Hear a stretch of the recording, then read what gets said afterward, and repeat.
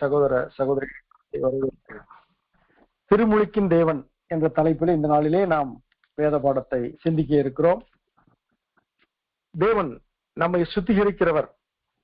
அவர் தண்ணீரால் அல்ல, நம்முடைய திரு ரத்தத்தினால் நம்மை சுத்திகரிக்கிறார். இன்றைக்கு ஜனங்கள் சமயங்களிலே பலவித மத கோட்பாடுகளிலே சுத்திகரிப்பை தண்ணீரால் செய்து கொள்கிறார்கள்.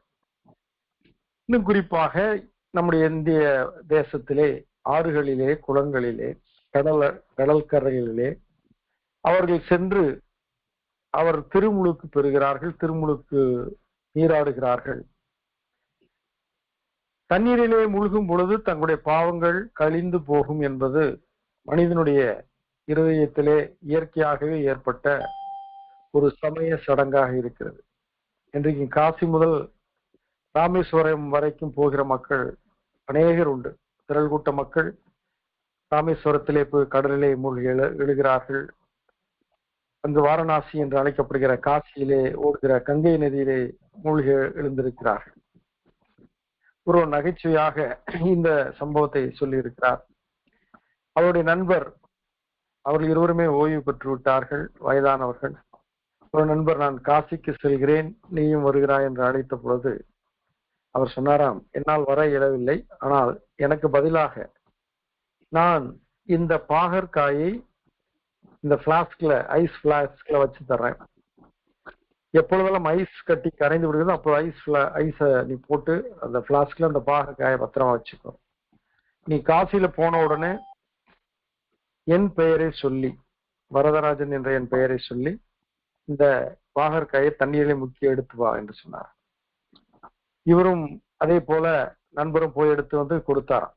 எப்பொழுது வரதராஜன் சொன்னாராம், நண்பா, நீ என்னை நினைத்து இந்த பாகற்காயை என் பெயரை சொல்லி நீ திருமுழுக்கு கொடுத்து வந்தாய், இப்போது கடித்து பாரு என்று சொன்ன பொழுது அவர் கடித்து போறது போது கசந்ததான். அவர் சொன்னாராம், வரதராஜன் சொன்னாராம், என்னதான் திருமுழுக்கு எடுத்தாலும் நம்முடைய உள்ளான மனிதன் மாறாத பொழுது, நம்முடைய சுபாவங்கள் மாறாத பொழுது திருமுழுக்கு வீண். அந்த பாகற்காயின் தன்மை மாறவில்லை, அது கசந்து, அது கசப்பான சுபாவம் உடையது, கசப்பாகவே இருக்கும். அதை கங்கையிலே போய் மூழ்கி எடுத்தாலும் அதன் கசப்பு மாறாது என்று சொன்னார். அதே போல இன்றைக்கு வேடிக்கையாக இது சொல்லப்பட்ட சம்பவமா இருந்தாலும் இதிலே நிறைய பொருள் இருக்கிறது. திருமுழுக்கினாலே நாம் சுத்திகரிக்கப்படுகிறோமா, நாம் சுத்திகரிக்கப்பட்டதனாலே திருமுழுக்கிலே நாம் இணைக்கிறோமா என்பதை குறித்துதான் இந்த நாளிலே நாம் சிந்திக்க இருக்கிறோம். பழைய ஏற்பாட்டில் திருமுழுக்கு என்பது நேரடியாக சொல்லப்படாவிட்டாலும் ஆதியாகமம் 1ஆம் அதிகாரம் 2ஆம் வசனத்துல ஜலத்தின் மேல் தேவன் அசைவாடி கொண்டிருந்தார் என்று சொல்லப்பட்டிருக்கிறது. இங்கு ஜலம் என்பது ஒரு தேவ பிரசன்னத்தை சுமந்து கொண்டிருந்த ஒரு பொருளாக காண்கிறோம். அந்த ஜலத்தின் மேல் தேவன் அசைவாடி கொண்டிருந்தார் என்று பார்க்கிறோம். நோவாவின் ஜல பிரளயத்திலே அந்த பேழை பாதுகாக்கப்பட்டது. கீழ்ப்படியானவர்கள் அழிக்கப்பட்டார்கள். அந்த பேழை திருமுழுக்கு பெற்றதை போன்ற ஒரு காரியம்தான் அந்த ஜலப்பிரளயம். செங்கடல் நடுவே இஸ்ரேல் மக்கள் மோசையினால் வழி நடத்தப்பட்ட பொழுது 1 Corinthians 10:2 வீதமாய் சொல்லப்பட்டிருக்கிறது, எல்லாரும் மோசேக்குள்ளாக மேகத்தினாலும் சமுத்திரத்தினாலும் ஞான ஸ்நானம் பண்ணப்பட்டார்கள் என்று சொல்லப்பட்டிருக்கிறது. இங்கு ஜலத்தின் ஊடாக அவர்கள் நடந்து போனார்கள். இருபுறமும் ஜலமானது, செங்கடலானது மதிலாக நின்றது. தேவன் கீழ்காற்றை அனுப்பின பொழுது அது அந்த செங்கடல் இரண்டாக அந்த காற்றின் வல்லமையினால் பிரிக்கப்பட்டது. பெட்டாந்தரையை நடந்தது போல இஸ்ரவேல் மக்கள் செங்கடலை கடந்து நடந்து போனார்கள். இது ஒரு ஞான ஸ்நானத்துக்கு அடையாளமாக, ஒரு உருவகமாக சொல்லப்படுகிறது. நாகமான் 7 முறை யோர்தான் நதியிலே அவன் மூழ்கி எழுந்த பொழுது அவன் வெண்குஷ்டம் நீங்கி அவன் சுகமடைந்தான். அவனுடைய தோல் பிறந்த குழந்தையின் தோலை போல் அது சாதாரணமாயிற்று என்று ஒரு அற்புதத்தை அவன் பெற்றான். அவன் ஒரு தடவை அல்ல 7 முறை மூழ்கி எழுந்தான். திருமுழுக்கின் ஒரு உருவகம் இங்கு பார்க்கிறோம். யோனா 3 நாள் மீனின் வயிற்றில் இருந்தான். சமுத்திரத்திலே என்னை எடுத்து போட்டு விடுங்கள் என்று சொன்ன பொழுது யோனாவை எடுத்து சமுத்திரத்திலே போட்டார்கள். சமுத்திரம் தம்முடைய மும்முரத்தை விட்டு அமர்ந்தது. கர்த்தர் ஒரு பெரிய மீனுக்கு கட்டளையிட்டார், அது யோனாவை விழுங்கினது. யோனா அந்த மீனின் வயிற்றிலே 3 நாள் இருந்தான். இவையெல்லாம் பழைய ஏற்பாட்டிலே உறவுகமாக, உவமைகளாக, நிழலாட்டமாக திருமுழுக்கை குறித்து நாம் கணிக்கிறோம். புதிய ஏற்பாட்டிலே வெளியரங்கமாக திருமுழுக்கை குறித்து தேவன் வெளிப்படுத்தி இருக்கிறார். புதிய ஏற்பாட்டிலே இது நல் மனசாட்சியின் உடன்படிக்கை என்று நாம் பார்க்கிறோம். தேவன் உடன்படிக்கை செய்கிற தேவன். நோவாவோடு உடன்படிக்கை செய்தார், ஆபிரகாமோடு உடன்படிக்கை செய்தார், அவர் மோசையோடும் தாவீதோடும் பினகாசோடும் அவர் உடன்படிக்கை செய்தார். ஒரு உடன்படிக்கையின் தேவன். கான்ட்ராக்ட் என்பது ஒப்பந்தம். ஒப்பந்தம் என்பது அது முறித்து போடப்படும். அது உண்மையற்ற நிலையிலே கூட அது ஏமாற்றப்படும். இன்றைக்கு கான்ட்ராக்டை நம்ம வைத்து வீடு கட்டுகிறோம், எவ்வளவோ ஏமாற்றம் என்பதை அறிந்திருக்கிறோம். ஒப்பந்ததாரர்கள் அவர்கள் உண்மையற்றவர்களா இருக்கிறார்கள், ஒப்பந்தத்தை மீறுகிறவர்களா இருக்கிறார். ஆனால் உடன்படிக்கை என்பது அது தேவன் மனிதனோடு செய்கிற ஒரு உடன்படிக்கை. கவனன்ட். கவனன்ட் என்ற வார்த்தை கான்ட்ராக்ட் என்ற வார்த்தை காட்டிலும் கான்ட்ராஸ்ட் ஆனது. இப்போது நாம் கவனன்ட் என்ற தலைப்பிலே அதை உடன்படிக்கை என்ற அந்த தலைப்பை கொண்டு பார்த்தால், திருமுழுக்கு தேவனுடைய உடன்படிக்கை. மனிதனோடு தேவன், மனிதனும் தேவனும் செய்கிற உடன்படிக்கை இந்த திருமுழுக்கு. இந்த திருமுழுக்கை தேவன் நியமித்திருக்கிறார். இது ஒரு நீதியின் செயல்பாடு. It's an act of righteousness என்று சொல்லப்பட்டிருக்கிறது. இயேசு கிறிஸ்து இந்த திருமுழுக்கு அவர் கீழ்ப்படிந்தார். ஆயினாலும் திருமுழுக்கை தேவன் முக்கியப்படுத்துகிறார். அவர் திருமுழுக்கின் தேவனாய் இருக்கிறார். திருமுழுக்கு என்பது ஒரு தேவ கட்டளை. இட்ஸ் a God's commandment என்று சொல்லப்பட்டிருக்கு. அது மட்டுமல்ல, நம்முடைய வாழ்க்கையிலே, திருச்சபையிலே இது ஒரு ஆவிக்குரிய சடங்கு. It is a spiritual ordinance என்று நாம் அழைக்கலாம். இன்றைக்கு நமக்கு 2 சாக்கிரமந்துகள் கொடுக்கப்பட்டிருக்கின்றன. சாக்கிரமந்துகள் என்றால் நாம் கடைபிடிக்கும் உள்ளான விசுவாசத்தின் வெளிப்புற அடையாளங்கள் தான் இந்த சாக்கிரமந்துகள். இந்த உள்ளான விசுவாசத்தின் வெளிப்புறமான உணர்த்துவிக்கிற கருப்பொருள்கள் தான் இந்த சாக்கிரமந்துகள். நம்முடைய உள்ளான விசுவாசத்தின் வெளிப்புற அடையாளமான வெளிப்பாடுதான் இந்த சாக்கிரமந்துகள். நம்முடைய விசுவாசத்தின் புனித வழிபாடுகளும் நம்முடைய விசுவாசத்தின் வெளிப்புற புனித சடங்குகளும் சாக்கிரமந்துகள் என்ற ஒரே வார்த்தையில் அடக்கிக் கொள்ளலாம். ஆங்கிலத்திலே சேக்ரமெண்ட் என்று சொல்லப்பட்டிருக்கிறது. சேக்ரமெண்ட் என்றால் the word sacrament means to make sacred, to dedicate to God, dedicate to sacred use. இந்த 2 சாக்கிரமெண்ட் நமக்கு இருக்கின்றன. அவை யாவன? ஒன்று திருமுழுக்கு, இன்னொன்று திருவிருந்து. திருவிருந்து என்பது திருமுழுக்குக்கு பின்னானது, திருமுழுக்கு என்பது திருவிருந்துக்கு முன்னானது. இதை நான் வேதத்திலேயே ஆண்டவர் இதை மையப்படுத்தி ஒரு திருமுழுக்கை அவரே நிறைவேற்றினார் என்று நான் பார்க்கிறோம். இந்த 2 சாக்கிரமந்துகளும் தேவனுடைய கிரியையையும் தேவன் மனிதனுக்குள் விதித்த விசுவாசத்தை வெளியே கொண்டு வருகின்றன. உள்ளுக்குள் நமக்குள் இருக்கிற விசுவாசத்தை அது வெளியே கொண்டு வருவதாக நாம் காண்கிறோம். சேக்ரமெண்ட் என்ற அந்த வார்த்தைக்கு இணையான இன்னொரு பதம் ஆர்டினன்ஸ், சடங்கு என்று சொல்றாங்க. சடங்காச்சாரம் என்பது இவர்கள் இன்றைக்கும் பலவித சடங்காச்சாரங்களை செய்திருக்கிறார்கள். கிறிஸ்தவர்களுக்கு 2 சடங்குகள், ஆச்சாரங்கள் அல்லது இருக்கின்றன. ஒன்று திருமுழுக்கு, இன்னொன்று திருவிருந்து. திருமுழுக்கு ஒரு முறை, திருவிருந்து எப்பொழுதும் என்று நாம் அறிந்திருக்கிறோம். இந்த திருமுழுக்கின் முக்கியத்துவத்தை குறித்து நாம் பார்ப்போம். இந்த திருமுழுக்கின் முக்கியத்துவத்தை நாம் எங்கு பார்க்கிறோம் என்றால், உண்டாக்கின தேவனாகிய கர்த்தர் பிள்ளைகள் மாம்சத்தை ரத்தத்தை உடையவர்களாக இருக்கிற அவரும் மாம்சத்தையும் ரத்தத்தையும் உடையவரானார். பிசாசின் கிரியில அழிக்கும்படியாக, பாவத்தின் நுகத்தை சுமந்து தீர்க்கும்படியாக, சாபங்களிலிருந்து விடுதலை செய்யும்படியாக, நித்திய ஆக்கினையிலிருந்து தப்புவிக்கும்படியாக, நித்திய வாழ்வை பரிசீலிக்கும்படியாக இயேசு கிறிஸ்து வார்த்தையானவர் மாம்சமானார். அவர் இந்த பூமியிலே பிறந்து அவர் 8ஆம் நாளிலே விருத்தி சேதனம் பண்ணப்பட்டார். இன்றைக்கு குழந்தை பிறந்தவருடனே நாம் அதை டெடிகேட் பண்ணுவதற்கு திருச்சபைக்கு கொண்டு வருகிறோம். சில மெயின் சர்ச்சஸ்ல அதை ஞானஸ்நானம் என்று கூட அழைக்கிறார்கள். அது சிறு குழந்தைக்கான ஞானஸ்நானம் என்று சொல்கிறார்கள். ஆனால் அது குழந்தை பிரதிஷ்டை என்று நாம் அழைப்பது உகந்ததாக இருக்கும். ஏனென்றால் ஞானம் பெற்ற பின்பு பெறுகிற ஸ்நானம் ஞான ஸ்நானம். ஞானமாகிய கிறிஸ்துவை நாம் அறிந்து ஏற்றுக்கொண்டு மனம் திரும்பின பிறகு நாம் அர்த்தத்தோடு விசுவாசத்தோடு பெறுகிற ஸ்நானம் தான் ஞான ஸ்நானம். அதனால் குழந்தைகளுக்கு கொடுக்கிற அந்த டெடிகேஷனை ஞான ஸ்நானம் என்று அழைப்பது ஒன்றுதாயிராது. ஒருவேளை இந்த பாரம்பரியங்கள் எப்படி வந்திருக்கும் என்றால், கான்ஸ்டன்டைன் என்ற அந்த அரசர் ஆண்டவரை ஏற்றுக்கொண்ட பொழுது அவருடைய குழந்தை மரணப்படுகிற பொழுது அதை திருமுழுக்கு கொடுக்க முடியாத சூழ்நிலையிலே அந்த போதகர் அவர் தண்ணீரை தெளித்து திருமுழுக்கு கொடுத்ததாக ஒப்புவித்தார். ராஜாவுடைய மகனுக்கு விதமாய் நடந்தது என்றால் எல்லாருக்கும் அவ்விதமாய் நடக்கட்டும் என்று சொல்லி கொடுத்ததாக ஒரு வரலாறு உண்டு. இன்னொன்று, ஐரோப்பிய தேசங்களிலே பனி அதிகமாய் உள்ள இடங்களிலே தண்ணீரை காண்பது அரிது. ஆயினால் அந்த தெளிப்பு ஞானஸ்நானம் கொடுக்கப்பட்டிருக்கலாம் என்று ஒரு சிலர் கருதுகிறார்கள். எது எப்படி ஆயினும் அது சிறு குழந்தை அர்ப்பணிப்பு என்று சொல்லலாம் ஒழிய சிறு குழந்தையின் ஞானஸ்நானம் என்று சொல்வது உகந்ததாய் வேதத்தின்படி இராது. ஆனால் இங்கு இயேசு கிறிஸ்து 30 வயதாய் இருக்கும் பொழுது அவர் திருமுழுக்கு பெற்றார். இது நமக்கு முன்மாதிரியாக அவர் அந்த காரியத்தை செய்தார். திருமுழுக்கு எவ்வளவு முக்கியம் என்பதை அவரே அதை செய்தார்.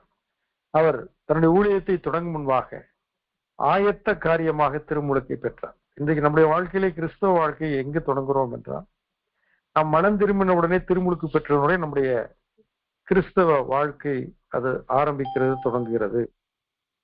மத்தேயு 3ஆம் அதிகாரம் 13-17 வசனங்களிலே, அப்பொழுது யோவானால் ஞானஸ்நானம் பெறுவதற்கு இயேசு கலிலேயாவை விட்டு யோர்தானுக்கு அருகே அவனிடத்தில் வந்தார். யோவான் அவருக்கு தடை செய்து, நான் உம்மாலே ஞானஸ்நானம் பெற வேண்டியதா இருக்க நீர் என்னிடத்தில் வரலாமா என்றான். இயேசு அவனுக்கு பிரதியுத்தரமாக, இப்பொழுது இடம் கொடு, இப்படி எல்லா நீதியையும் நிறைவேற்றுவது நமக்கு ஏற்றதா இருக்கிறது என்றார். ஆங்கிலத்திலே விதமாய் போட்டிருக்கிறது, but Jesus answered him, permit it be so now, for thus it is fitting us for us to fulfill all righteousness. Permit என்று சொல்கிறார், என்னை அனுமதி, எனக்கு இடம் கொடு என்கிறார். திருமுழுக்கு பெறுவதற்கு அவன் தடை செய்தான் யோவான் ஸ்நானம். காரணம், திருமுழுக்கு கொடுப்பதற்கு நான் தகுதி இல்லை, திருமுழுக்கு பெறுவதற்கு நீர் அவசியமும் இல்லையே என்று சொல்லி அவன் தடை செய்தான். ஆனால் கிறிஸ்து இயேசு சொன்னார், நீதியை நிறைவேற்ற வேண்டும், இது தேவனுடைய நீதி. இந்த தேவ நீதி, திருமுழுக்கு பெறுவது தேவனுடைய நீதி, இது விசுவாசத்தினால் உண்டாகும் நீதி. ஆயினால் இந்த நீதியை நிறைவேற்ற எனக்கு இடம் கொடு, இது நமக்கு ஏற்றது என்று சொல்கிறார். இயேசு ஞானஸ்நானம் பெற்று ஜலத்திலிருந்து கரையேறின உடனே இதோ வானம் அவருக்கு திறக்கப்பட்டது, தேவ ஆவி புறாவை போல இறங்கி தம்மேல் வருகிறதை கண்டார். திருமுழுக்கு பெற்ற உடனே ஒரு சிறப்பான ஒரு நிகழ்வு நடக்கிறது. அது என்ன என்றால், வானம் திறக்கப்படுகிறது, தேவ ஆவி புறாவை போல இறங்கி தம்மேல் வருகிறதை இயேசு கண்டார். அன்றைய வானத்திலிருந்து ஒரு சத்தம் உண்டாகி, இவர் என்னுடைய நேசகுமாரன், இவரில் பிரியமாய் இருக்கிறேன் என்று உரைத்தது. கர்த்தருக்கு பிரியமானது என்னது என்று சோதித்து பாருங்க என்று எபேசியர் 5ஆம் அதிகாரம் 10ஆம் வசனத்தில் வாசிக்கிறோம். தேவனுக்கு மிகவும் பிரியமானதுக்கு கீழ்ப்படிதல், தேவனுக்கு மிகவும் பிரியமானது அவரை விசுவாசித்தல், தேவனுக்கு மிகவும் பிரியமானது அவர் மேல் நம்பிக்கை வைப்பது, தேவனுக்கு மிகவும் பிரியமானது கனி கொடுப்பது. இதையெல்லாம் நாம் அறிந்திருக்கிறோம். ஆனால் இந்த திருமுழுக்கு பெறுவது மிகவும் பிரியமான காரியம். ஆகையினால்தான் இந்த சத்தம் துணிக்கிறது, இவர் என்னுடைய நேசகுமாரன், இவரில் பிரியமாய் இருக்கிறேன். இதே வார்த்தை இயேசுவுக்கு மட்டுமல்ல, மனிதனாய் பிறந்து மனம் திரும்பி திருமுழுக்கு பெறுகிற ஒவ்வொருவருக்கும் அது துணிக்கத்தான் செய்யும். ஆனால் கேட்பதற்கு நமக்கு பரிசுத்தமான காதுகள் இல்லை. அதுதான் பிரச்சனை. அன்றைக்கு இயேசு கிறிஸ்து மனிதனாய் பிறந்து திருமுழுக்கு பெற்ற போது ஒலித்த வார்த்தை இன்றைக்கு நமக்கும் ஒலிக்கப்படும். எப்பொழுது நாம் விசுவாசித்து மனம் திரும்பி விசுவாசித்து என்னுடைய வசனங்களுக்கு கீழ்ப்படிந்து திருமுழுக்கு பெறும் பொழுது, இவள் என்னுடைய நேசகுமாரத்தி, இவன் என்னுடைய நேசகுமாரன், இவளில் நான் பிரியமாய் இருக்கிறேன், இவனில் நான் பிரியமாய் இருக்கின்ற உரைப்பது நமக்கு ஒருவேளை கேட்கவில்லை. ஆனால் நிச்சயமாய் தேவன் திருமுழுக்கு பெறுவதை அவருக்கு பிரியமான காரியமாய் பார்க்கிறார். காரணம், அது ஒரு கீழ்ப்படிதலின், விசுவாசத்தின், மனம் திரும்புதலின் அடையாளம். இது தேவநீதி என்று பார்த்த முதலாவது, இயேசுவே திருமுழுக்கு பெற்றார். அதன் முக்கியத்துவத்தை வெளிப்படுத்துவதற்கு அவரே திருமுழுக்கு பெற்றார். அது சுத்திகரிப்பின் காரியம், அது பரிசுத்தமாக்குற காரியம், அது விசுவாசத்தை வெளிப்படுத்துகிற காரியம், தேவனுக்கு கீழ்ப்படிவதன் அடையாளம் என்றெல்லாம் பார்த்தோம். இரண்டாவதாக இது தேவ நீதி, திருமுழுக்கு பெறுவது தேவ நீதி. மூன்றாவதாக இது தேவனால் உண்டான ஸ்நானம். இது மனிதனாலோ ஒரு மதத்தாலோ சடங்காச்சாரத்தினாலோ உண்டானதல்ல. இது தேவனுடைய நியமனம், இது தேவனுடைய கட்டளை என்று நாம் பார்க்கிறோம். மத்திய 21 அதிகாரம் 23 முதல் 27 வசனங்களிலே இயேசு கிறிஸ்து தேவாலயத்தை சுத்திகரித்தார்.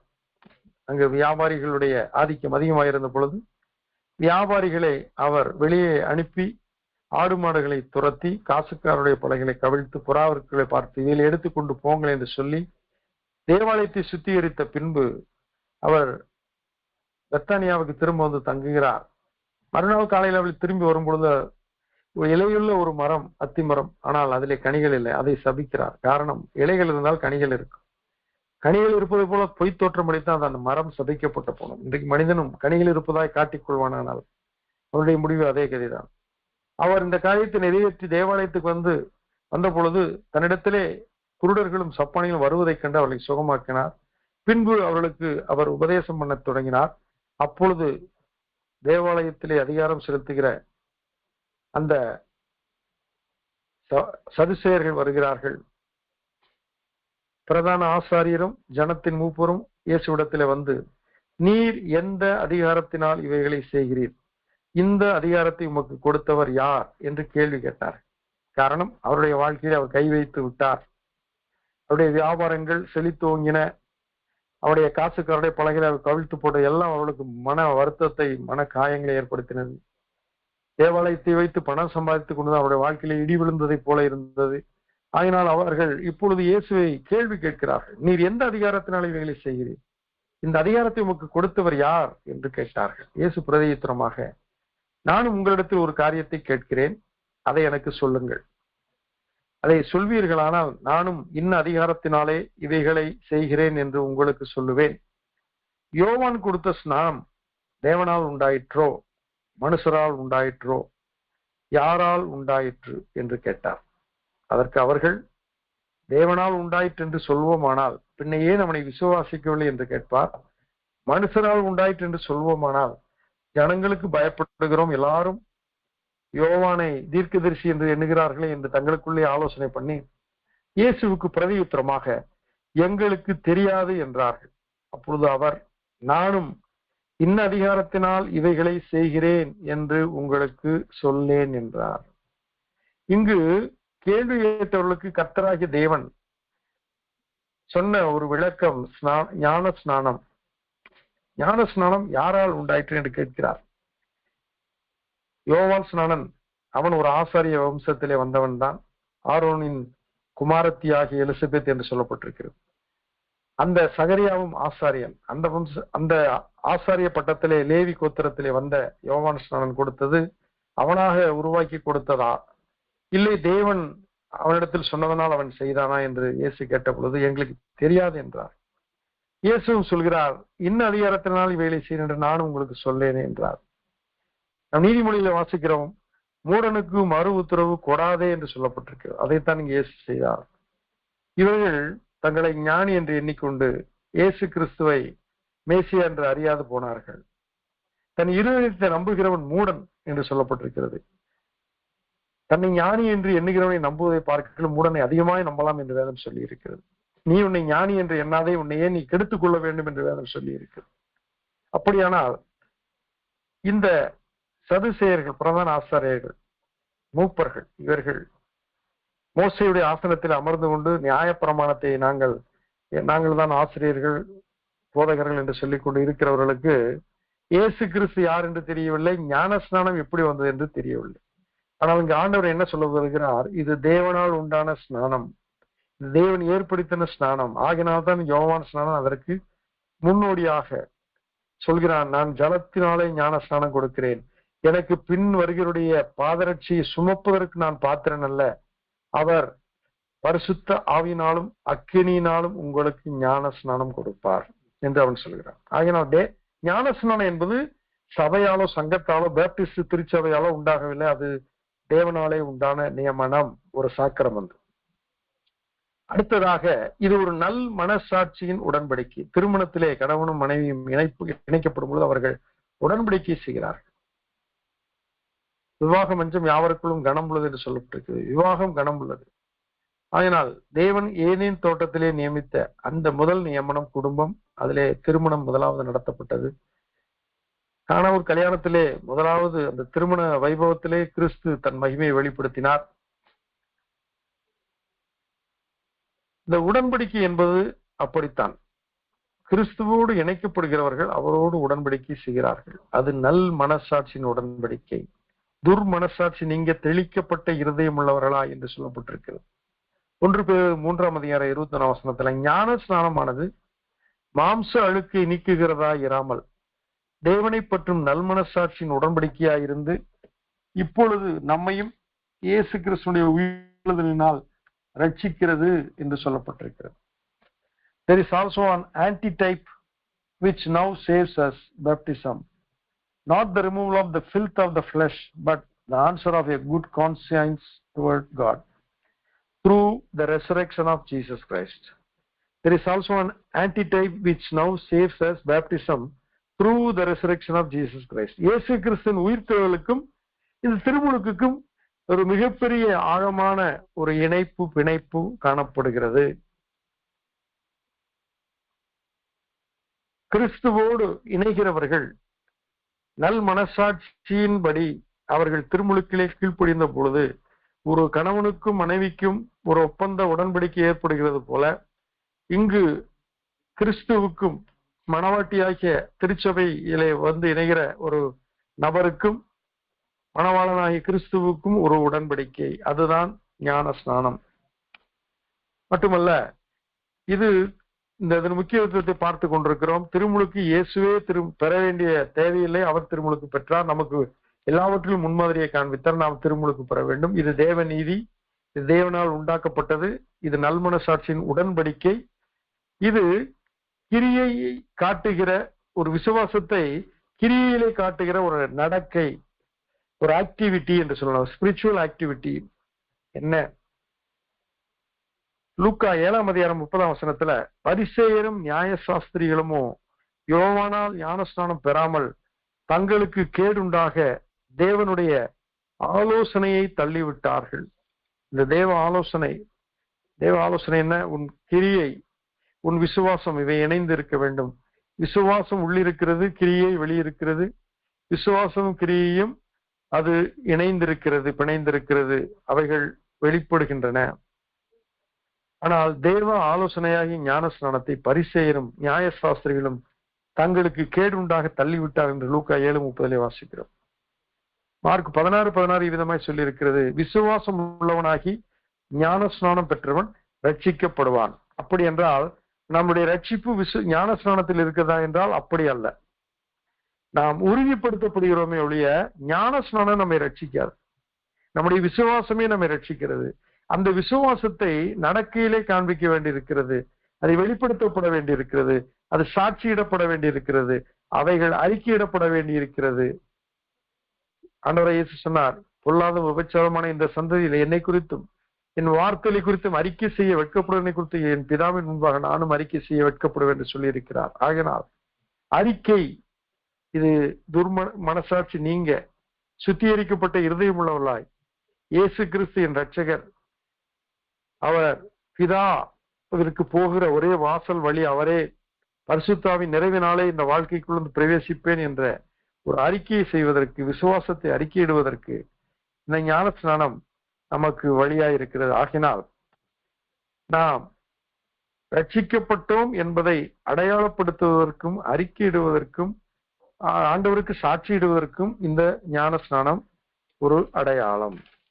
இதையெல்லாம் திருமுழுக்கின் முக்கியத்துவம் என்று பார்த்தோம். இப்பொழுது இதனுடைய பொருள் என்னவென்றால், the word baptism is derived from the Greek word baptizo, that means to immerse, மூழ்கச் செய்தல் என்று பொருள்.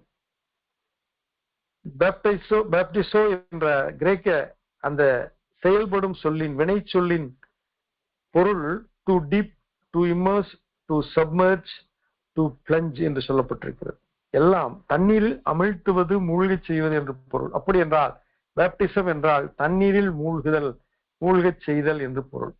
யோவான் 3:23 சாலிம் ஊருக்கு சமீபமான ஐனோன் என்னும் இடத்தில் தண்ணீர் மிகுதியா இருந்தபடியினால் யோவானும் அங்கே ஞான ஸ்நானம் கொடுத்து வந்தான்.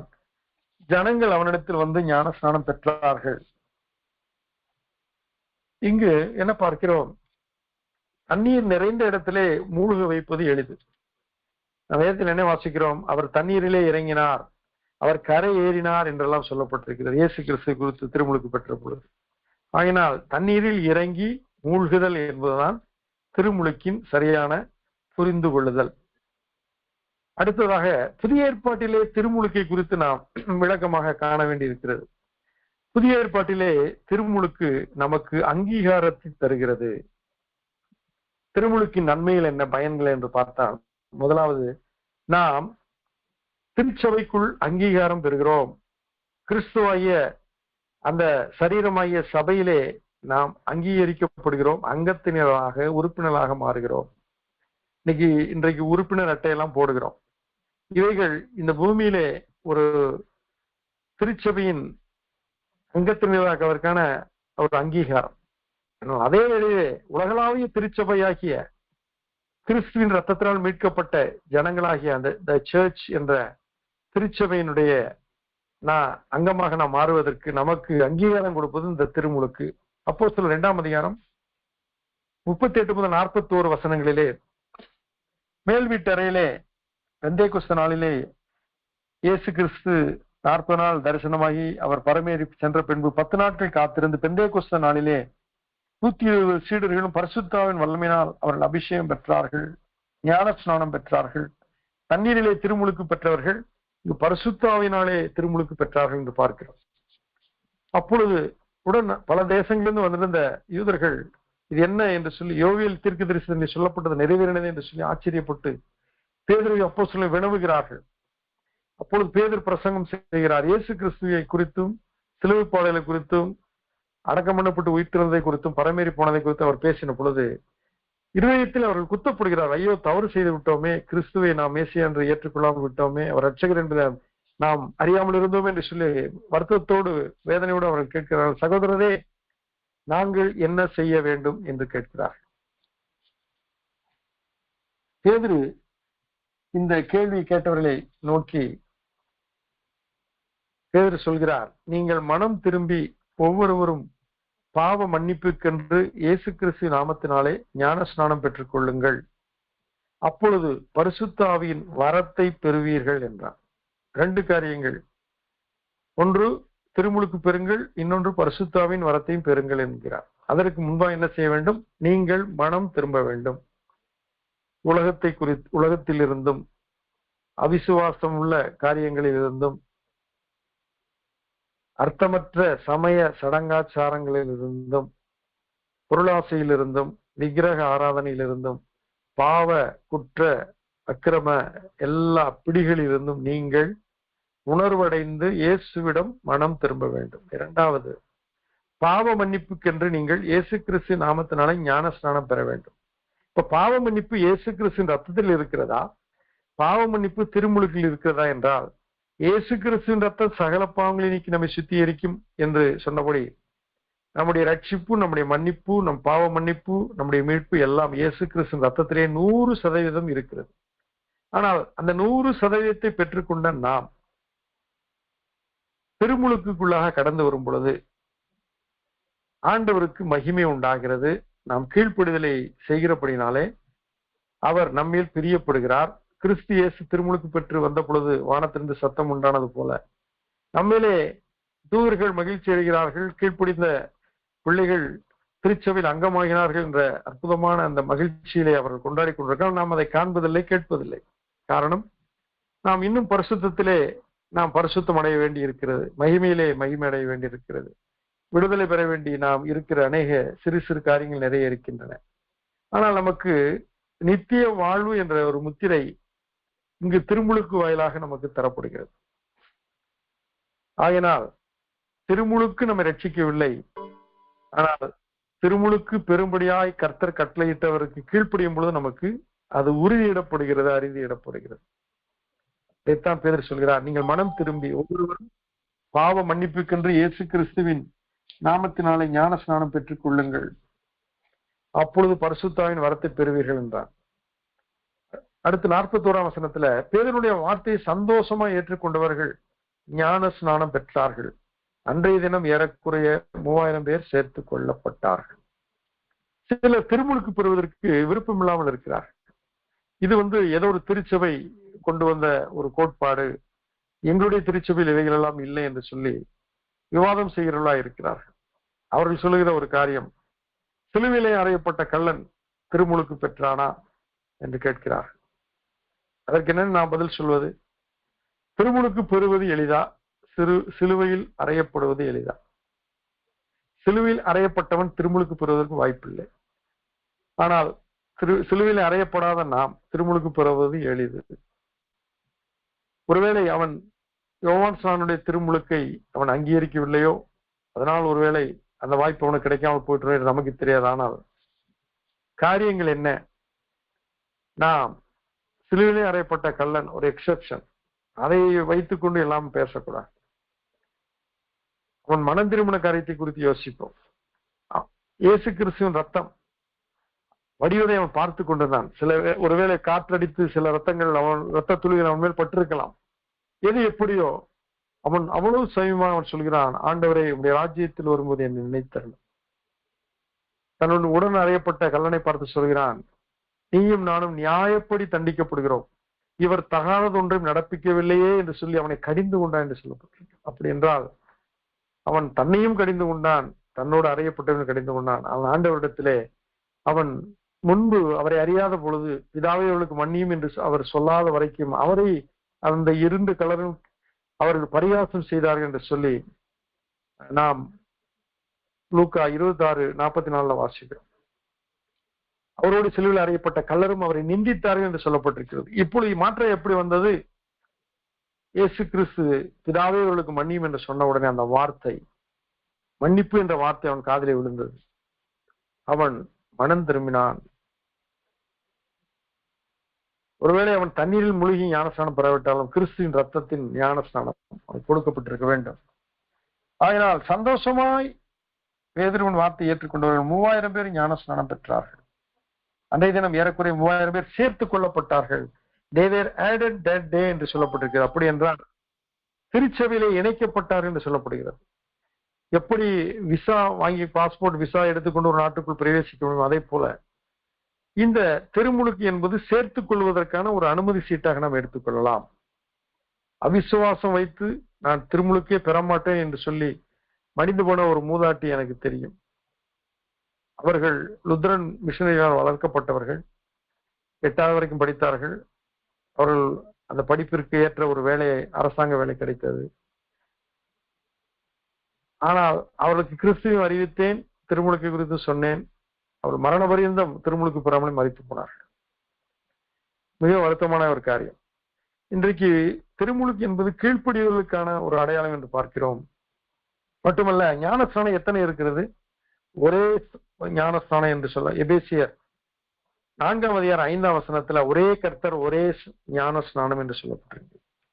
அந்த ஒரே ஞானஸ்நானம் மனம் திரும்பி கிறிஸ்துவிடம் விசுவாசத்தை வைத்து, எனக்காக கிறிஸ்து பலியானார், எனக்காக மரித்து அடக்கம் பண்ணப்பட்டார், என்னை விடுதலை செய்ய முடியாது, அவர் உயிர் தெழுந்தார், வரமேறி போயிருக்கிறார், திரும்ப வருவார், நித்திய வாழ்வை தருவார், நானும் அவரோடு பரலோகத்தில் இருப்பேன் என்று விசுவாசிக்கிற அந்த வாழ்க்கை பெற்ற பின்பு அவரை அறிக்கையிடும்படியாக, மகிமைப்படுத்தும்படியாக, அவருக்கு சாட்சியாக எல்லாரும் பார்க்கும் பொழுது திருமுழுக்கு பெறுவது ஒரே ஞான ஸ்நானம். பில்குய் ஷேக் என்ற ஒரு ஜமீன்தார் வம்சத்தை சேர்ந்த ஒரு முஸ்லிம் பெண் பாகிஸ்தானிலே இருந்தவர்கள். அவர்கள் அமெரிக்க தேசத்துக்கு பயணப்பட்டு போன பொழுது அங்கு புதிய ஏற்பாட்டை வாசித்து அவர்கள் ரட்சிப்பின் அனுபவத்தை பெற்றார்கள். ஆனால் முஸ்லிம் பெண்களுக்கு ஆண்கள் திருமுழுக்கு கொடுக்க முடியாது. அதனால் அந்த அம்மா பிதாவை என்று அழைக்க துணிந்தேன் என்ற ஒரு புத்தகத்தை எழுதியிருக்கிறார்கள்.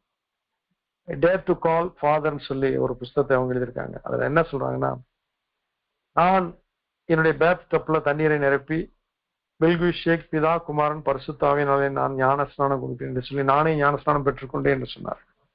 இதெல்லாம் எக்ஸெப்ஷன்ஸ். இதை போலவே எல்லாரும் செய்தாக வேண்டும் என்று காரியமில்லை. ஆனால் ஞானஸ்நானம் எவ்வளவு முக்கியம் என்பதை அவர்கள் அறிந்திருந்தபடினாலே அவளுக்கு அந்த காரியங்கள் நடந்தன என்று பார்க்கிறோம். மட்டுமல்ல, ஞானஸ்நானம் என்பது அங்கீகாரத்தை நமக்கு தருகிறது. திருச்சபையில் அங்கீகாரம் நமக்கு கிடைக்கிறது, அங்கத்தினராக நாம் மாறுகிறோம், பரலோகத்திலும் பிரஜைகளாகும்படியான ஒரு அங்கீகாரத்தை நாம் பெறுகிறோம். இரண்டாவதாக, இது நமக்கு அடையாளத்தை தருகிறது, ஐடென்டிட்டி தருகிறது. நீங்கள் எல்லாரும் கிறிஸ்து இயேசுவை பற்றி விசுவாசத்தினால் தேவனுடைய புத்திரராய் இருக்கிறீர்களே என்று கலாத்தியர் 3:26 வாசிக்கிறோம். நாம் விசுவாசத்தினாலே தேவனுடைய பிள்ளைகள் என்ற பாக்கியத்தை பெற்றோம், இயேசு கிறிஸ்து நாமத்தை பற்றி விசுவாசத்தினாலே. இப்பொழுது திருமுழுக்கிலே அந்த விசுவாசத்துக்குள்ளாய் நாம் வரும்பொழுது தேவனுடைய புத்திரர்கள் என்ற நிலைக்கு வருகிறோம். சன்ஷிப், டாட்டர்ஷிப் என்று பார்க்கிறோம். தேவனுடைய புத்திரர்களாக, புதல்விகளாக நாம் மாறுகிறோம். இது ஒரு வளர்ச்சி, இது ஒரு அடையாளம் நமக்கு. கலாத்தியர் 3:27 ஏனெனில் உங்களில் கிறிஸ்துவுக்குள்ளாய் ஞானஸ்நானம் பெற்றவர்கள் எத்தனை பேரோ அத்தனை பேரும் கிறிஸ்துவை தரித்து கொண்டீர்களே. நாம் கிறிஸ்துவை தரித்துக் கொள்கிறோம், கிறிஸ்துவோடு நாம் அடையாளப்படுத்தப்படுகிறோம். அவர் நம்மில் அடையாளத்தை வெளிப்படுத்துகிறார். மூன்றாவதாக, திருமுழுக்கு நாம் இயேசுவோடு அடக்கம் பண்ணப்பட்டதற்கு ஒரு அடையாளமாக காணப்படுகிறது. கிறிஸ்துவுக்குள் நாம் இணைக்கப்படுகிறோம், பிணைக்கப்படுகிறோம். கிறிஸ்து நமக்குள்ளும் நாம் கிறிஸ்துவுக்குள்ளும் இருக்கிற ஒரு பந்தத்துக்குள்ளாய் நாம் கடந்து வருகிறோம். கிறிஸ்து இயேசுவோடு பாவத்துக்கு நாம் மரித்தோம். கிறிஸ்து இயேசுவோடு நாம் அடக்கம் பண்ணப்பட்ட திருமுழுக்கிலே கிறிஸ்து இயேசுவோடு உயிர் தெழுகிறோம். நாம் தண்ணீரை விட்டு எழும்போது அந்த உயிர் தெழுதலின் சாயலை வெளிப்படுத்துகிறோம். மரித்து போன ஒரு மனிதனை அடக்கம் பண்ணுகிறார்கள். இயேசு வரும்பொழுது மரித்தோர் யாவரும் உயிரோடு எழுந்திருப்பார்கள் என்று சொல்லப்பட்டிருக்கிறது. மரித்தல் ஒரு காரியம், அடக்கம் பண்ணப்படுதல் ஒரு காரியம், உயிர் தெழுதல் மற்றொரு காரியம். இன்றைக்கு நாம் வாழ்கிற வாழ்க்கையிலே நாம் பாவத்துக்கு மரித்து விட்டோம். ஆகினால் நாம் திருமுழுக்கிலே கிறிஸ்துவோடு அடக்கம் பண்ணப்படுகிறோம். கிறிஸ்துவோடு நாம் தண்ணீரை விட்டு எழும்போது கிறிஸ்துவோடு உயிர் தெழுகிறோம். இது ஒரு கிறிஸ்துவுக்குள் நாம் ஒரு அற்புதமான ஒரு பிணைப்பை பார்க்கிறோம். ரோமர் 6:3 கிறிஸ்து இயேசுவுக்குள்ளாக ஞானஸ்நானம் பெற்ற நாம் அனைவரும் அவருடைய மரணத்துக்குள்ளாக ஞானஸ்நானம் பெற்றதை அறியாமல் இருக்கிறீர்களா? நாம் கிறிஸ்து இயேசுக்குள்ளாக ஞானஸ்நானம் பெற்றோம், நாம் அனைவருமே அவருடைய மரணத்துக்குள்ளாகவும் ஞானஸ்நானம் பெற்றோம். இதை நீங்கள் அறிய வேண்டும் என்று சொல்லி பவுல் ரோமருக்கு எழுதியிருக்கிறார்.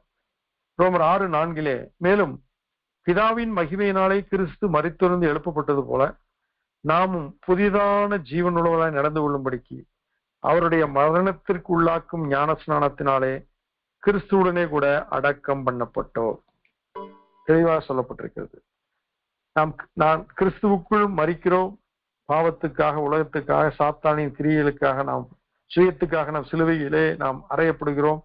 கிறிஸ்துவுடையவர்கள் தங்கள் மாம்சத்தையும் அதன் ஆசையையும் சிலுவையில் அறைந்திருக்கிறார்கள். பவுல் அதைத்தான் சொல்கிறார், இனி நான் அல்ல, நான் மரித்தேன் என்று சொல்கிறார். நான் உலகத்துக்கு மரித்தேன் என்று சொல்கிறார். இனி நான் அல்ல, என்னில் கிறிஸ்து வாழ்கிறார் என்று சொல்கிறார். அதைத்தான் நாம் இங்கு பார்க்கிறோம். கிறிஸ்து மரித்து வந்து எழுப்பப்பட்டதோடு நாமும் புதிதான ஜீவனுள்ளவராய் நடந்து கொள்ளும்படிக்கு அவருடைய மரணத்திற்கு உள்ளாக்கும் ஞான ஸ்நானத்தினாலே கிறிஸ்துவுடனே கூட அடக்கம் பண்ணப்பட்டோம். ஆதலால் அடுத்த வசனம் ரோமர் 6:5 ஆதலால் அவருடைய மரணத்தின் சாயலில் நாம் இணைக்கப்பட்டவர்களானால் அவர் உயிர்த்தெழுதலின் சாயலிலும் இணைக்கப்பட்டிருப்போம். இணைக்கப்பட்டு, பிணைக்கப்பட்டு, கட்டப்பட்டு, ஐக்கியப்பட்டு, ஒன்றாய் மாறிவிடுதல் ஒரு அற்புதம். இது கிறிஸ்துவோடு நமக்கு கொடுக்கப்படுகிற காரியம். இதைத்தான் இயேசு சொன்னார், என் பிதா திராட்சை தோட்டக்காரர், நான் திராட்சை செடி. என்னில் நீங்கள் நிலைத்திருந்தால் மிகுந்த கனிகளை கொடுப்பீர்கள், எனக்கு சீடராய் இருப்பீர்கள் என்று சொன்னார். நாம் அவரோடு கொடியாகிய திராட்சை செடியாகிய இயேசு கிறிஸ்துவோடு கொடிகளாய் நாம் இணைக்கப்பட்டிருக்கும் பொழுது நாம் அவருடைய மரணத்தின் சாயலில் நாம் இணைக்கப்பட்டவர்களாய் இருக்கிறோம். ரோமர் 6:6 அதைத்தான் பார்க்கிறோம். நாம் இனி பாவத்திற்கு ஊழியம் செய்யாதபடிக்கு பாவ சரீரம் ஒளிந்து போகும் பொருட்டாக நம்முடைய பழைய மனுஷன் அவரோடு கூட சிலுவையில் அறையப்பட்டதென்று அறிந்திருக்கிறோம். இயேசு கிறிஸ்து சிலுவையில் அறையப்பட்டார். நாமும் திருச்சபை மக்கள் அனைவரும் சிலுவையில் அவரோடு கூட அறையப்பட்டோம். அவர் மரித்தார், நாமும் பாவத்துக்கு மரித்தோம், உலகத்துக்கு மரித்தோம், சாத்தானின் கிரியைகளுக்கு மரித்தோம். அவர் அடக்கம் பண்ணப்பட்டார், நாமும் அந்த திருமுழுக்கிலே தண்ணீரிலே நாம் உள்ளே மூழ்கடிக்கப்படும் பொழுது அடக்கம் பண்ணப்படுகிறோம். எழும் பொழுது இயேசு உயிர்த்தெழுந்தது போல நாம் தண்ணீரிலிருந்து எழும்போது அவருடைய உயிர்த்தெழுதலின் சாயல் இணைக்கப்பட்டிருக்கிறோம். கொலோசியர் 2:12 என்ன பார்க்கிறோம்? ஞான ஸ்நானத்திலே அவரோடு கூட அடக்கம் பண்ணப்பட்டவர்களாகவும் அதிலே அவரை மரித்தொருந்து எழுப்பின தேவனுடைய செயலின் மேலுள்ள விசுவாசத்தினாலே அவரோட கூட எழுந்தவர்களாகவும் இருக்கிறீர்கள். இது நம்முடைய ஸ்டாண்ட், நம்முடைய ஸ்டேட்டஸ், நம்முடைய நிலைப்பாடு. நாம் எந்த ஸ்தானத்திலே கர்த்தர் நம்மை வைத்திருக்கிறார் என்றால் இது ஒரு ஆவிக்குரிய நிலைப்பாடு. இதை நாம் அறிய வேண்டும். என் ஜனங்கள் அறிவில்லாமல் சங்காரமாகிறார் என்றபடி நாம் எவ்வளவு விசேஷித்தவர்கள், நமக்கு தேவன் கொடுத்த அடையாளம் என்ன, அங்கீகாரம் என்ன, ஸ்தானம் என்ன, நமக்கு அவர் கொடுத்த உயர்வு என்ன என்பதெல்லாம் நினைத்த ஆச்சரியமா இருக்கிறது. யோவான் 15:17 தேவன் நாய் கர்த்தர் சொல்கிறார், இயேசு சொல்கிறார், நான் உங்களை ஊழியக்காரர் என்று அழைக்கவில்லை, நான் உங்களை என் சிநேகிதர் என்கிறேன், யூ ஆர் மை ஃப்ரெண்ட்ஸ் என்கிறார். பாருங்கள் எவ்வளவு அற்புதம்.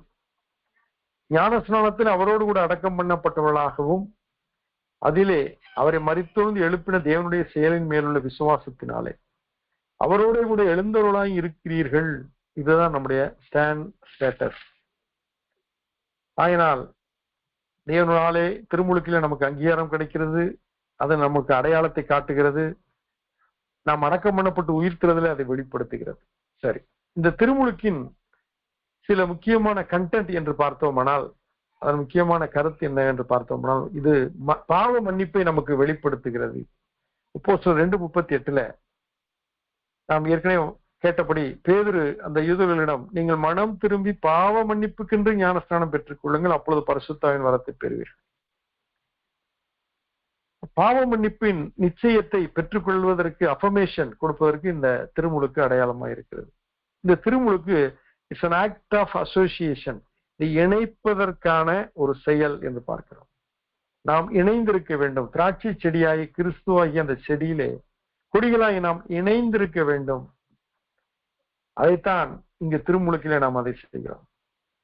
அப்போஸ்தலர் 5:30-32 பிரதான ஆசாரியன் ஆலோசனை சங்கத்தாரிடம் பேதுருவை அழைத்து பேசின பொழுது, நீங்கள் மரத்திலே, பேதுரு சொல்கிறார், நீங்கள் மரத்திலே தூக்கி கொலை செய்த இயேசுவை நம்முடைய பிதாக்களின் தேவன் எழுப்பி இஸ்ரவேலுக்கு மனம் திரும்புதலையும் பாவ மன்னிப்பையும் அருளுகிறதற்காக அவரை அதிபதியாகவும் இரட்சகராகவும் தமது வலது கரத்தினாலே உயர்த்தினார். இந்த சங்கதிகளை குறித்து நாங்கள் அவருக்கு சாட்சிகளாய் இருக்கிறோம். தேவன் நமக்கு கீழ்ப்படியவர்களுக்கு, தேவன் தமக்கு கீழ்ப்படியவர்களுக்கு தந்தரலின பரிசுத்தாவையும் சாட்சி என்றார். இங்கு திருமுழுக்கு தண்ணீரில் மட்டுமல்ல, பரிசுத்த ஆவியினாலும் நமக்கு திருமுழுக்கு கொடுக்கப்படுகிறது. அந்த பரிசுத்த ஆவியின் திருமுழுக்கு யாருக்கு? பேதுரு சொன்னபடி, நீங்கள் மனம் திரும்பி பாவ மன்னிப்புக்கென்று ஞானஸ்நானம் பெற்றுக் கொள்ளுங்கள், அப்பொழுது பரிசுத்த ஆவியின் வரத்தை பெறுவீர்கள். திருமுழுக்கு பெறும் பொழுது நாம் பரிசுத்தாவின் வரத்தை பெறுவதற்கும் அவருடைய அபிஷேகத்தை பெறுவதற்கும் ஞானஸ்நானத்தை பெறுவதற்கும் நாம் ஆயத்தமாகி விடுகிறோம். ஒரு பாத்திரமானது மூடி வைக்கப்பட்டு அது மழையிலே வைக்கப்பட்டாலும் அதிலே ஒரு சொட்டு தண்ணீர் உள்ளே போகாது, எவ்வளவு மழை நிரம்பாது. காரணம், அதை மூடி வைக்கப்பட்டிருக்கு. ஆனால் அந்த மூடி நீக்கப்படுமானால் தண்ணீர் அந்த பாத்திரத்தை நிறைத்து விடும். அதுபோல அவிசுவாசம் என்ற மூடி நாம் எடுக்கும் பொழுது பரிசுத்தாவின் வரம், பரிசுத்தாவின் நிறைவு, பரிசுத்தாவின் ஞான ஸ்நானம் நமக்கு கொடுக்கப்படுகிறது. அதைத்தான் பேதுரு சொல்கிறார், தேவன் தமக்கு கீழ்ப்படுகிறவர்களுக்கு தந்திரல்னு பரிசுத்த ஆவி. ஞானஸ்நானம் என்பது கீழ்ப்படிதல், நல்மனசாட்சியின் உடன்படிக்கை. கீழ்ப்படியவர்கள் தான் அதற்கு விசுவாசித்து கீழ்ப்படிபவர்கள் அதை எடுப்பார்கள். ஆனால் பரிசேயரும் நியாயசாஸ்திரிகளும் வேதபாரகரும் அவர்கள் கீழ்ப்படியாமல், விசுவாசியாமல், கேடு உண்டாக நல்மனசாட்சியின் உடன்படிக்கை தள்ளிவிட்டார் என்று நாம் பார்த்திருக்கிறோம். அதனால் கீழ்ப்படுகிற ஞானஸ்நானம் பெறுகிற மக்களுக்கு பரிசுத்த ஆவியின் ஞானஸ்நானமும் கிடைக்கிறது என்று பார்க்கிறோம். இரண்டாவதாக இதனுடைய கண்டென்ட், கிறிஸ்துவோடு நாம் இணைக்கப்பட்டிருக்கிறோம், ஏற்கனவே அறிந்தோம். அவரோட மரித்தால் அவரோட நாம் பிழைத்தும் இருக்கிறோம் என்று சொல்லப்பட்டிருக்கிறது. அடுத்ததாக இணைக்கப்பட்ட நாம் ஒன்றாகி விடுகிறோம். ஆவியின் ஞானஸ்நானத்தில் சபையாக நாம் ஒன்றாக்கப்படுகிறோம். நாம் யூதராயினும், 1 கொரிந்தியர் 12:13 நாம் யூதராயினும் கிரேக்கராயினும் அடிமைகளாயினும் சுயாதீனராயினும் எல்லாரும் ஒரே ஆவியினாலே ஒரே சரீரத்திற்குள்ளாக ஞான ஸ்நானம் பண்ணப்பட்டு எல்லாரும் ஒரே ஆவிக்குள்ளாகவே தாகம் தீர்க்கப்பட்டோம். யூதர் என்றும் இல்லை, கிரேக்கன் என்றும் இல்லை, அடிமை என்றும் இல்லை, சுயாதீனன் என்றும் இல்லை, ஆண் என்றும் இல்லை, பெண் என்றும் இல்லை, நாம் கிறிஸ்துவுக்குள் ஒன்றாயிருக்கிறோம். இது திருமுழுக்கிலே அது உறுதி செய்யப்படுகிறது. எல்லாரும் ஒரே ஆவினாலே ஒரே சரீரத்திற்குள்ளாக ஞான ஸ்நானம் பண்ணப்பட்டு எல்லாரும் ஒரே ஆவிக்குள்ளாகவே தாகம் தீர்க்கப்பட்டோம் என்று இங்கு பவுல் கொரிந்து சபைக்கு எழுதியிருக்கிறார். பிலமோன் என்ற ஒரு அற்புதமான ஒரு தேவ பக்தியுள்ள மனிதன் இருந்தார். அவரிடத்தில் ஒனேசிம் என்ற ஒரு வேலைக்காரன் இருந்தான், அடிமை இருந்தான். அந்த காலங்களிலே அடிமைகள் விலைக்கு வாங்கப்பட்டு வீட்டு வேலையிலே பயன்படுத்தப்பட்டார். அவன் சில பொருட்களை எடுத்துக்கொண்டு அவன் ஓடி மறைந்து போனான். பின்பு சிறையிலே அவன் பவுலை சந்தித்த பொழுது பவுல் அவனை கிறிஸ்துவண்டை நடத்தினார். பின்பு ஒரு கடிதம் கொடுக்கப்படுகிறது பிலமோனுக்கு. பவுல் பிலமோனுக்கு எழுத நிருபத்திலே, நான் இந்த ஒனேசிமு செய்த எல்லா தவறுகளுக்குரிய காரியத்தை நான் திருப்பி செலுத்தி தீர்ப்பேன். அவனை நீங்கள் இனி அடிமை என்று எண்ண வேண்டாம், அவன் நம் உடன் சகோதரன் என்று எழுதுகிறார். அடிமையானவன் எப்படி சகோதரன் ஆனான் என்றால், அதுதான் விசுவாசத்தினாலே, கீழ்ப்படிதலினாலே, திருமுழுக்கினாலே நாம் கிறிஸ்துவுக்குள் இணைக்கப்படும் பொழுது நாம் அடிமை என்றும் இல்லை, சுயாதீனம் என்றும் இல்லை நாம் பார்க்கிறோம். சரி, இப்பொழுது கிறிஸ்தவனின் திருமுழுக்கு நமக்கு கொடுக்கப்படுகிற காரியம், நற்செய்தியில் நாம் அடையாளப்படுத்தப்படுகிறோம், கிறிஸ்துவினாலே குறிக்கப்படுகிறோம், கிறிஸ்துவுக்குள் நம்மை சேர்த்து இணைத்துக் கொள்கிறோம், திருச்சபையின் அங்கமாக்குகிறோம். இதெல்லாம் திருமுழுக்கிலே நமக்கு கிடைக்கிற ஸ்லாக்கியங்கள். கடைசியாக இயேசு கிறிஸ்து அவர் பரமேறும் முன்பாக தம்முடைய சீஷர்களுக்கு ஒரு பெரும் கட்டளையை கொடுத்தார். கிரேட் கமிஷன் என்பார்கள். அதை குறித்து நாம் வாசித்து நிறைவு செய்வோம். மத்தேயு 28ஆம் அதிகாரம் 19 முதல் 20 வசனங்கள். ஆகையால் நீங்கள் புறப்பட்டு போய் சகல ஜாதிகளையும் சீஷராக்கி பிதா, குமாரன், பரிசுத்தாவின் நாமத்திலே அவர்களுக்கு ஞான ஸ்நானம் கொடுத்து நான் உங்களுக்கு கட்டளையிட்ட யாவையும் அவர்கள் கை கொள்ளும்படி அவர்களுக்கு உபதேசம் பண்ணுங்கள். இதோ உலகத்தின் முடிவு புரிந்தும் சகல நாட்களில் நான் உங்களுடனே கூட இருக்கிறேன் என்றார். இதுதான் இயேசு கிறிஸ்து சீஷர்களை கொடுத்த கிரேட் கமிஷன். அப்போஸ்தலர் 19ஆம் அதிகாரத்தில் எபேசு திருச்சபைக்கு பவுல் வந்த பொழுது அங்கு ஆக்கில்லா, பிரிஸ்கில்லா, அப்பல்லோ ஆகியோருடைய ஊழியங்களின் வாயிலாக திருச்சபை கட்டப்பட்டிருந்தது. ஆனால் அங்கு இருந்த நபர்கள் சிலர் யோவான் கொடுத்த ஸ்நானத்தை பெற்றிருந்தார்கள். அது மனந்திரும்பதற்கு ஏற்ற ஞான ஸ்நானம். ஆனால் கிறிஸ்து இயேசு நாமத்திலே அவர்கள் பெறாதபடினாலே பவுல் அவளுக்கு கிறிஸ்து இயேசு நாமத்தினாலே ஞான ஸ்நானம் கொடுத்தார் என்று நாம் பார்க்கிறோம். அப்படி என்றால் 2 ஞான ஸ்நானம் இருக்கிறது என்றால் இல்லை. இங்கு இயேசு சொல்கிறார், பிதா, குமாரன், பரிசுத்தாவின் நாமத்திலே ஞான ஸ்நானம் கொடுக்க வேண்டும். அதற்கு முன்பாக யோவான் கொடுத்த ஸ்நானம் அது மனம் திரும்புதலுக்கு ஏற்ற ஸ்நானம். அதிலே பிதா, குமாரன், பரிசுத்தாவியை குறித்து சொல்லப்படவில்லை. ஆயினால் இப்பொழுது கொடுக்கிற ஞான ஸ்நானம் தான் மெய் ஞான ஸ்நானம். அது ஞான ஸ்நானத்தின் ஒரு நிழல். அது அகன்று போகிறது, அது நல்லிஃபை ஆகிறது, அது அற்று போகிறது, அது இல்லாமற் போகிறது, அது செல்லாமற் போகிறது என்று பார்க்கிறோம். ஆயினால் ஒரே ஞான ஸ்நானம் என்று பார்த்தோம். அந்த ஒரே ஞான ஸ்நானம் பிதாவாகிய தேவன், குமாரனாகிய தேவன், பரிசுத்தாவியன் தேவனாகிய நாமத்திலே எடுக்கிற ஞான ஸ்நானம். பேதுரு சொல்வார், நாம் ஏற்கனவே பார்த்தபடி நீங்கள் இயேசு கிறிஸ்து நாமத்தினாலே ஞான ஸ்நானம் பெறுங்கள் என்று சொல்வார். அங்கு என்ன முக்கியப்படுத்தப்படுகிறது? பிதாவை அவர்கள் அறிந்திருக்கிறார்கள், பரிசுத்தாவியை குறித்து கேள்விப்பட்டிருக்கிறார்கள். ஆனால் இயேசு கிறிஸ்து நாமத்தை அவர் ஏற்றுக்கொள்ளாமல் இருக்கிறார். ஆனால் அவர் அங்கே சொல்கிற காரியம், நீங்கள் பிதாவை ஏற்றுக்கொண்டே என்கிறீர்கள், பரிசுத்தாவியை விசுவாசிக்கிறீர்கள், ஆனால் இயேசு கிறிஸ்து ஏற்றுக்கொள்ளாவிட்டால் என்ன காரியம் ஆகினால் நீங்கள் இயேசு கிறிஸ்து நாமத்தினாலே ஞான ஸ்நானம் பெறுங்கள் என்கிறார். இங்கு எவ்விதமான இன்றைக்கு நாம் கொடுக்கிற ஞானஸ்நானம் பிதாவாகிய தேவன், குமாரனாகிய தேவன், பரிசுத்தாவிய தேவன் அவருடைய நாமத்திலே நாம் ஞானஸ்நானம் கொடுக்கிறோம். யாருக்கு ஞானஸ்நானம் கொடுக்க வேண்டும் என்றால், இயேசு கிறிஸ்துவை விசுவாசித்து மனம் திரும்பி விசுவாசித்து பின்பற்றுகிற சீஷர்களுக்கு ஞானஸ்நானம் கொடுக்க வேண்டும். ஆனால் இன்றைக்கு பாருங்கள், இன்றைக்கு திருச்சபையில் இருக்கிற பிரச்சனை, குறிப்பாக சுயாதீன போதகர்களுடைய பிரச்சனை என்னவென்றால், ஒரு வீட்டிற்கு செல்வார்கள், சகோதரி ஆண்டவருக்கு அர்ப்பணிப்பார்கள், உடனே திருமுழுக்கு கொடுத்து விடுவார்கள். வீட்டுக்காரர் கடைசி வரைக்கும் அவர் கோபதாபமாகவே இருப்பார். என்னை கேட்காமல் நீ எங்கே போய் சேர்ந்தா, எதிலே சேர்ந்தா என்றெல்லாம் சொல்லி மிகப்பெரிய தகராறு உண்டாகும். அவர் பிடிவாதமாய் இருப்பார். அதற்கு பதிலாக அந்த சகோதரியினுடைய நல் நடக்கையினாலே போதனையின்றி அவருடைய கணவர் ஆதாயப்படும் முழு வரைக்கும் காத்திருந்து கொடுப்பதுதான் நல்லது. அவசரப்பட்டு துரித கதியிலே கொடுப்பது சரியில்லை. ஏனென்றால் பரிசேயரும் சதுசேயரும் ஞானஸ்நானம் பெற வந்த பொழுது யோவான் ஸ்நானன் அதை கொண்டாடாதபடிக்கு அவர்களை கடிந்து கொள்கிறார். வெறியின் பாம்பு குட்டிகளே, வருங்கோபத்துக்கு தப்பித்துக் கொள்ள வழிகாட்டினவன் யார்? மனம் திரும்பலுக்கு ஏற்ற கனிகளை கொடுங்கள் என்று கடிந்து கொள்கிறார். இதோ கோடாரியானது மரங்களின் வேறு அருகே வைக்கப்பட்டிருக்கிறது என்று சொல்லி அவர்களை கடிந்து கொள்கிறார். இதோ தூற்றுக்கூட அவர் கையில் இருக்கிறது. அவர் களஞ்சியத்தை நன்றாக துலக்கி கோதுமை மணிகளை களஞ்சியத்தில் சேர்ப்பார். பதரையோ அவியாத அக்கினியால் சுட்டெரிப்பான் என்று கடினமான ஒரு வார்த்தையை சொல்ல காரணம், திருமுழுக்கு பெறுவதற்கு சரியான ஒரு தகுதி வேண்டும். இதைத்தான் நாம் அப்போஸ்தலர் வாசிக்கிறோம். சமாரியாவிலே அப்போஸ்தலர் 8ஆம் அதிகாரத்திலே பிலிப்பு செய்த அற்புதங்களை கண்டு சீமோன் என்ற மாயவித்திக்காரன் அவன் விசுவாசித்து ஞானஸ்நானம் பெற்றான் என்று சொல்லப்பட்டிருக்கிறது. நீ விசுவாசித்து ஞானஸ்நானம் பெற்றான், பிலிப்பு அதை கொடுத்தான், எனவே விசுவாசிக்கிறான் கொடுக்கணும். ஆனா அவனுக்குள்ள என்ன இல்லை? மெய் மனம் திரும்புதல் இல்லை.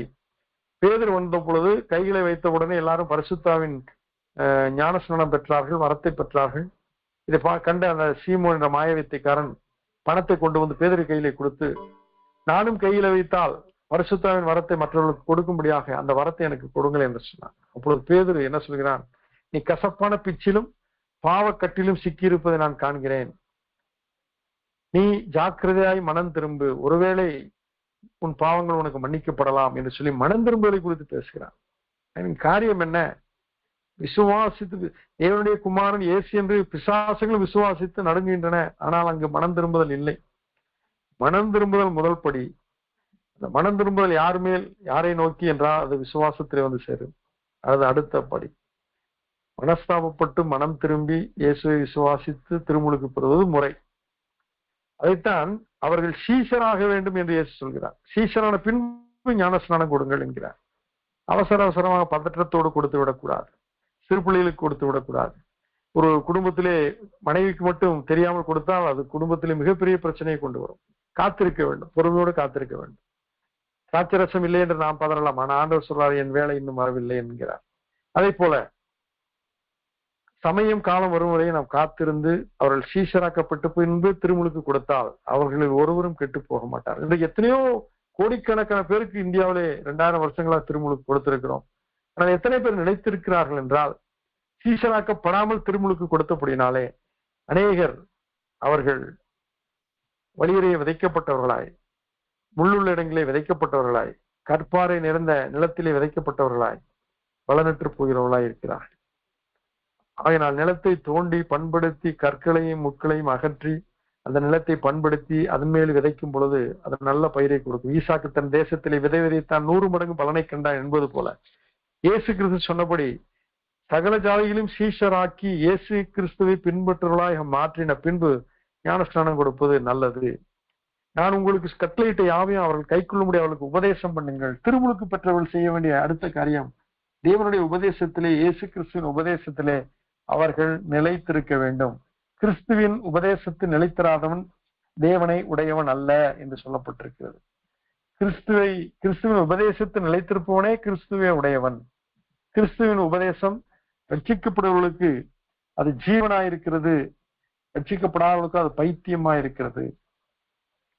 தேவனுடைய உபதேசம் அது கடினமாய் தோன்றும். இயேசு கிறிஸ்து சொன்னார், நானே வானத்திலிருந்து இறங்கி வந்த ஜீவாப்பம் என்று சொன்ன பொழுது இது கடினமான உபதேசம் என்று சொல்லி அநேகர் அவரை விட்டு போய்விட்டார் என்று பார்க்கிறோம். அவருடைய உபதேசத்திலே நிலைத்திருக்க வேண்டும். ஞானஸ்நானம் பெற்றவர்கள் அவர்கள் உபதேசத்தில் நிலைத்திருக்க வேண்டும். நீங்கள் புதிதாய் பிறந்த குழந்தையை போல கரங்கமில்லாத திருவசனமாகிய ஞானப்பாலின் மேல் வாஞ்சியாயிருங்கள். திருமுழுக்கு பெற்றவர்கள் ஒரு முழு வேதாகமத்தை கையிலே வைத்திருக்க வேண்டும். அவர்கள் இரவும் பகலும் தியானிக்க வேண்டும். அங்கு பைபிள் ஸ்டடியில் அவர்கள் அட்டன் பண்ண வேண்டும். இன்றைக்கு பாருங்கள், திருச்சபையில அநேக நிகழ்ச்சிகள் உண்டு. அதிலே ஒரு முக்கிய நிகழ்ச்சி பைபிள் ஸ்டடி. அந்த பைபிள் ஸ்டடிக்கு வருகிற எண்ணிக்கை மிக குறைவு. உபவாச ஜெபம், அதுக்கு பின்பு நல்ல ஒரு பிரியாணி தரப்படும் என்றால் கூட்டம் மிகுதியாய் இருக்கிறது. பல இடங்களுக்கு அழைத்து சென்று 3 நாள் 2 நாள் கூட்டம் நடத்தும்போது அநேகர் வருகிறார்கள். ஆனால் வேத பாடம் என்று சொன்னால் அதை குறித்து ஜனங்களுக்கு மன சலிப்பா இருக்கிறது, அல்லது கேட்பதற்கு விருப்பம் இல்லாமல் இருக்கிறது. இயேசு சொல்கிறார், தேவனாய கர்த்தர் சொல்கிறார், என் வேதத்தின் மகத்துவங்களை இந்த ஜனங்களுக்கு எழுதி கொடுத்தேன், இவர்களோ இதை அந்நிய காரியமா எண்ணுகிறார்கள். இதை நான் கையை நீட்டுகிறேன், கவனிப்பவன் ஒருவனும் இல்லை. நான் கூப்பிடுகிறேன் கேட்பவன் ஒருவனும் இல்லை என்று சொல்லி ஞானத்தை குறித்தும் இயேசு கிறிஸ்துவை குறித்தும் வேதத்தை குறித்து நாம் வாசிக்க கேட்கிறோம். அதனால் திருமுழுக்கு பெற்றவர்கள் உபதேசத்திலே நிலைத்திருக்க வேண்டும். கிறிஸ்துவின் உபதேசத்தை நிலைத்திராதவன் கிறிஸ்துவை உடையவன் அல்ல. எவ்விதமாய் அவர்கள் சீஷராக்கப்பட்டு ஞானஸ்நானம் கொடுக்கப்பட்டு பரிசுத்தாவின் நிறைவு பெற்று உபதேசத்தில் நிலைத்திருக்கும் போது, நீங்கள் என்னிலும் என் வார்த்தைகள் உங்களில் நிலைத்திருந்தால் நீங்கள் மிகுந்த கனிகளை கொடுப்பீர்கள், நீங்கள் கேட்டுக்கொள்வது எதுவோ அது உங்களுக்கு செய்யப்படும் என்று கர்த்தர் சொல்லியிருக்கிறார். அதனால் தேவனுடைய வசனத்தை கேட்பதற்கு நம்மை அர்ப்பணிப்போம். திருமுழுக்கு ஒருவேளை நாம் இதுவரை ஈடுபடாதவர்களாக ஒப்பு கொடுக்காதவர்களாக இருந்தால் அது குறித்து நாம் ஆண்டவருடைய சமூகத்திலே ஜெபம் பண்ணுவோம். ஏற்ற நேரத்திலே மனம் திரும்பி விசுவாசித்து சீஷனாகி திருமுழுக்கு பெற்று பரிசுத்தாவின் நிறைவு பெற்று கர்த்தருடைய பரிசுத்த ஆவியினாலே அன்றி ஒருவனும் கிறிஸ்துவை கர்த்தர் என்று சொல்லாதிருப்பானா என்று சொல்லப்பட்டிருக்கிறது. அவ்விதமாய் நாம் பரிசுத்த ஆவியை பெற்று பரிசுத்த ஆவியின் ஞானஸ்நானம் திருமுழுக்கு என்ற தண்ணீரின் ஞானஸ்நானம் பெற்று வாழும் பொழுது கர்த்தர் நம் நடுவே உலாவி நம் தேவனாயிருப்பார். நாம் அவர் ஜனமாயிருப்போம். கர்த்தர் நம்மை ஆசீர்வதிப்பார். இத்துடன் வேத பாடம் நிறைவுற்றது.